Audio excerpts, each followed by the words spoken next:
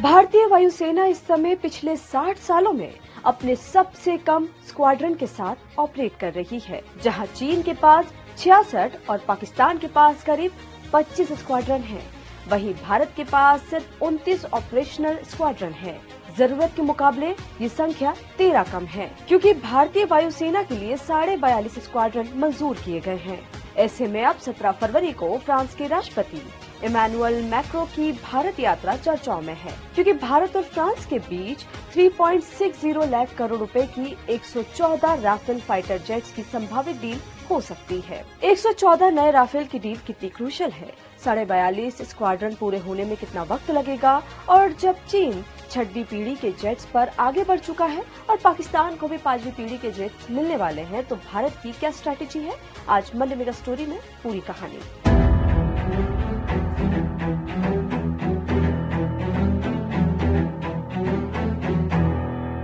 पहले समझते हैं कि एयरफोर्स में स्क्वाड्रन क्या होता है। दुनिया की हर एयरफोर्स में फाइटर जेट स्क्वाड्रन में काम करते हैं।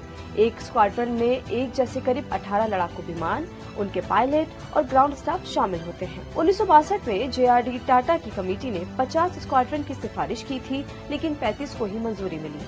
1980 के दशक में कैबिनेट कमेटी ऑन सिक्योरिटी ने 2 मोर्चों की जंग के लिए 42.5 स्क्वाड्रन जरूरी बताई। 2025 में MiG-21 रिटायर होने के बाद अब सिर्फ 29 ऑपरेशनल स्क्वाड्रन बची हैं, जो जरूरत से 13 कम है। भारतीय एयरफोर्स में 6 तरह के जेट्स की 29 स्क्वाड्रन हैं, जैसे सेपिकेट जैगुआर की 6 स्क्वाड्रन, MiG-29 की 3 स्क्वाड्रन, मिराज 2000 की 3 स्क्वाड्रन, सुखोई 30 की 13, तेजस MK1 की 2 और राफेल की 2 स्क्वाड्रन है। लेकिन एयर पावर के मामले में पाकिस्तान भारत को टक्कर दे रहा है। 1990 के दशक में भारत 39.5 स्क्वाड्रन के साथ अपने पीक पर था, तब पाकिस्तान के पास सिर्फ 18 स्क्वाड्रन थे।